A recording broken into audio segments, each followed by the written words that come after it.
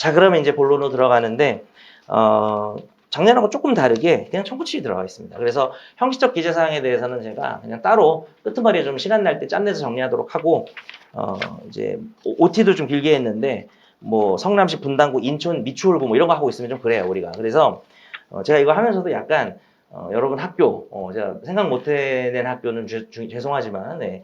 하여튼 뭐 인하대가 이쪽에 있구나, 뭐 이런 식으로 해서 최대한 해보려고 했는데, 예, 빠진 학교들도 좀 있어요. 서울에 있는 학교들은 좀 많이 빠졌을 거고, 지역에 있는 학교들은 뭐 전북대라든지 이렇게 떠올리면서 저도 이제 특강을 가고 하니까 자기 학교 빠졌다고 너무 서운해하지 마시고, 29페이지 보면은 이제 파트 3 청구 취지가 나와 있습니다. 자, 그리고 청구 원인을 들어갈 때 제가 서론을 또 할 거예요. 지겹지만. 근데 그 서론 정말 중요하거든요.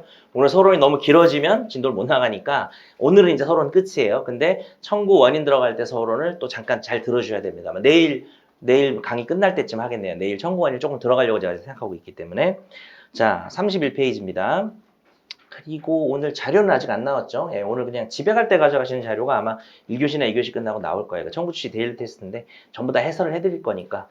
자, 그래서 지금은 자료가 없는 게 정상이고, 자, 31쪽의 내용이 나와 있습니다. 31쪽은 또 청구 취지의 서론이긴 한데요. 뭐 가번에 보시면은 넷째 줄에 보면 글자 수가 훨씬 더 많은 뭐 청구 원인에 비해서 뭐 밑줄 쳐도 되고 안 쳐도 됩니다. 대충 그냥 연필 같은 걸 해도 되고, 이게 뭐 공부하는 건 아니니까 지금. 글자 수당 배점 비중이 되게 높고요. 채점 기준이 상당히 형식적이에요. 그래서 우리 기록형 시험에서 청구 취지가 가장 중요합니다. 그리고 여기 내용이 빠져 있지만 청구 취지는 이 분쟁을 내가 해결한 최종 결론이기 때문에 이 분쟁을 완벽하게 이해하고 있다는 걸 표현하는 것이 됩니다. 그래서 형식적 기재를 공부한다고 해서 다 되는 게 아니라 아까 말씀드린 또 죄송하지만 이제 민법 실력이 있어야만 여기서 내가 여기서는 이제 이 전부금 청구 2개 중에 한 개는 하면 안 되는구나 라든지 뭐 여러 가지 판단을 내리는 과정이 있어야 될 겁니다. 자, 그 다음에 나번은 여러분 팁이라고 좀 쓰고, 팁. 그러니까 여러분이 실제로 시험 볼 때 내가 어떻게 할지 좀 결정을 해야 됩니다. 그래서 저는 청구 취지가 워낙에 중요하기 때문에 청구 취지를 먼저 쓰는 게 일단은 좀 권해지긴 합니다. 다만 청구 취지를 쓸 최소한의 시간을 빼두고 청구 원인을 총 정리하다가 일정 시간이 뭐 지금 이제 뭐 종료 1시간 전이다. 뭐 자기가 정하는 거죠. 그때부터는 내가 모든 사건을 못 끝냈어도 앞서 끝낸 사건들의 청구 취지부터 정리하는 방식도 있을 수 있다고 생각합니다. 뭐 팁을 얘기하자면 또 하루 종일 얘기할 수도 있기 때문에 이런 부분들에 대한 고민은 있어야 돼요. 그래서 막판에 나 갑자기 청구 취지부터 쓰는 걸 바꿀래. 이게 좀 잘 안 되거든요. 연습해 볼 기회도 없기 때문에 이제 아직 민사기록 실전 강의도 7회가 있는데 그 중에 한 회도 아직 시작을 안 했고, 그 다음에 이제 또 8모, 10모에서 여러분이 학원이나 학교에서 또 연습해 볼 수 있잖아요. 그때 이미 뭘 결정을 좀 해야 되지 않을까, 한두 번 보고, 라는 생각이 듭니다. 아예 청구 취지부터 다 쓰고 청구 원인을 쓰는 형태도 있을 수는 있습니다. 근데 제가 드리고 싶은 말씀은 요약하면 청구 취지는 빠뜨리면 안 돼요. 그렇기 때문에 제일 먼저 쓰든지 아니면은 종료 1시간 전부터는 청구 취지를 다 써놓고 마지막 사건 내가 못 봤어도 뭐 그런 식으로 가는 거는 되게 중요하다는 말씀드리고, 개인적인 성향은 저는 청구 원인을 쓰고 청구 취지를 쓰는 걸 좋아하긴 합니다. 왜냐하면 처음에 자기가 청구 취지를 정했지만 청구 원인을 쓰다가 또 바뀌는 경우도 있고, 뭐 상계 계산이 복잡할 때는 뭐 어쩔 수 없이 청구 원인을 써야만 이제 청구치가 나올 수가 있는데, 그거를 뭐 사람마다 다른데 올해 시험이 좀 시간이 없었단 말이에요. 양이 많아서. 그런 상황에서 자기가 메모로 뭐 모든 상계 형태 계산을 다 끝내고, 그 다음에 또 청구치를 또 다 쓰고, 그 계산 결과값에 따라서 그 다음 또 청구 원인을 또 그 메모했던 걸 또 다 옮기고, 그러다가 계산이 틀려서 다시 청구치를 고치고, 이런 것들은 조금 비효율적일 수 있기 때문에 저는 약간 청구 원인부터 쓰는 걸 좋아하긴 해요. 근데 청구 취지를 계속 방치했다가는 매우 위험하기 때문에 일정 시간이 되면은 이제는 다 멈추고 청구 취지부터 다 쓰자, 이렇게 하는 게 제 성향이긴 합니다. 근데 그거는 약간 주관적이다 말씀 좀 드렸고요. 네, 나머지는 좀 읽어보시면 될 것 같습니다. 무색투명 이런 거 다 아실 거고요. 아주 기초적인 내용은 제가 넘어간다고 말씀을 드렸기 때문에. 그 다음에 뭐 밥원 같은 건 읽을 필요가 없고요. 뭐 민재실하고 고별해 놓은 건데, 본인이 뭐 이제 로3이고 민재실 최근까지 공부해가지고 너무 이제 민재실에서 못 벗어났다라고 한다면 밥원 같은 거 좀 읽어봐야 되겠죠. N생분들은 민재실에서 벗어났죠, 이미. 그죠? 다 까먹어가지고. 근데 로3 같은 경우에 오히려 막 민재실이 기억이 나서 변호사 시험에서 요구되는 그 득점 포인트가 있는데, 너무 뭐 민재실에서 배웠던 형식을 뭐 살피건데 막 이러고 앉아 있으면은 뭘 변호사 뭘 살펴요. 그냥 판사 살피는 건데, 뭐 막 그런 식으로 하다 보면은 뭡니까?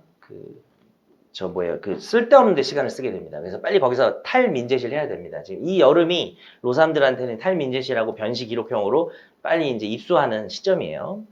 자, 그 다음에 33쪽이 이제 본론의 시작이네요. 이제 뭐 이행청구, 확인청구, 형성청구 순으로 공부할 텐데 작년보다 빠를 겁니다, 진도가. 그래서 청구 취지를 좀 빠르게 정리할 거고 중요하거나 틀리기 쉬운 거는 하나도 안 빼고 언급을 할 테니까 다만 속도가 빠르니까 여러분도 뭐 아침부터 죄송하지만 딱 정신 차려서 빨리빨리 이렇게 체크하는 식으로 넘어가야 될 것 같습니다.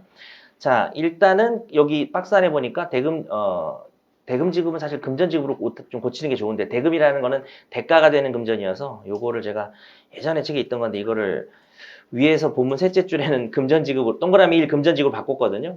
작년 책은 다 대금으로 돼 있는데 박스 안에서 그 제목을 못 바꿨네요. 뭐 중요하진 않습니다.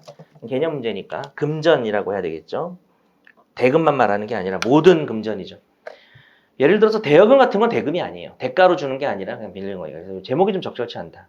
그 다음에 여기를 열심히 박스를 읽을 건 아닙니다. 이제 구체적인 내용들은 오히려 34페이지부터 나옵니다. 이게 진짜 본론이네요. 자, 혹시 전혀 기록형을 모를 수도 있기 때문에 피고는 원고에게 뭐뭐 하라가 이행 청구예요. 그죠? 피고는 원고에게 뭐뭐 하라. 그래서 기본형을 박스 안에 보시면 피고는 원고에게 얼마를 지급하라라고 되어 있는 점을 아실 수 있습니다. 자, 그리고 양가로 1번은 읽어보는 수준이고, 제가 읽어본다고 하면은 뭐 양가로 1번에다가 여러분이 뭐 연필이나 펜으로 이렇게 동그라미 연거 치고, 양가로 1번은 읽어보시는데, 내가 좀 NC생이고, 기록형을 좀 그동안 공부 좀 했다 하시면 알고 돼요. 1번 알고 됩니다. 근데 2번도 다 아실 것 같은데, 뭐 경험이 있는 분들은. 근데 2번을 모르는 사람도 좀 있어가지고, 2번은 절대 실수하지 마세요. 청구 취지에 1억 원이라고 하면 무조건 감점입니다. 제가 이제 이야기를 시작했는데 드디어 무조건 감점, 그 다음에 대부분이 감점, 그 다음에 감점할지 모르겠지만 나는 이걸 추천한다. 이 표현을 잘 들어두세요. 그래서 나름 쓰는 방식이 있어야 될 거예요. 그래서 뭐 추천, 이건 뭐 비추, 그러니까 이런 기재는 비추, 이런 것들은 제가 뭐 정말 많은 교수라고 얘기를 하거든요. 특히 기록형 출제위원급 교수라고 얘기를 해요. 채점을 하거나 채점하는 교수는 정말 많고 출제위원급 교수는 조금 그래도 경력이 많이 있으신 분들인데 얘기를 하면서 이제 계속 채점 기준을 물어봅니다. 막 딴 얘기 하다가도 그 친구 애가 몇 살이지 하다가 갑자기 이거 감점하나? 이렇게 물어봅니다. 그래서 예, 형 감점합니다. 뭐 이런 식으로 자꾸 물어봐요. 모르겠는데요. 저도 막 이렇게 여러 가지 얘기를 좀 모으다 보니까 그렇게 모아도 감점인지 아닌지 저도 모르는 부분이 있어요. 그건 솔직하게 말씀드리는 게 나을 것 같고, 근데 이렇게 쓸 필요는 없지 않나요? 뭐 이런 이야기들 나눈단 말이죠, 서로. 그래서 그거를 머릿속에다 가지고 강의를 하니까, 그다음에 제가 절대 감점 이런 경우는 예를 들어서 뭐 필수라고 쓸 수가 있겠죠. 필수. 이 기재는 필수고 이거는 이제 불허, 금지 뭐 이런 단어를 쓰면 좋을 것 같아요. 일단은 이제 양가로 2번은 금지 수준입니다. 청구 취지에다가 1억 원이라고 쓰면은 거의 90% 감점된다고 보면 돼요. 근데 이제 우리가 기록형 변시 모의 시험 채점 기준을 여러분이 원래는 구할 수 없는데 이제 다들 구하잖아요. 그래서 구해서 보면 이제 교수님들은 귀찮아서 그냥 한글로 1억 원이라고 진짜 많이 쓰세요. 근데 귀찮아서 그러시는 거고 여러분은 그러시면 안 됩니다. 물론 청구 원인에서는 네 한글로 쓰시면 돼요. 처음부터 한글로 쓰시면 됩니다. 뭐 숫자 바로 1억 원이라든 그런 거 아니고요. 바로 하시면 됩니다. 이런 언급은 좀 해야 될 것 같고요.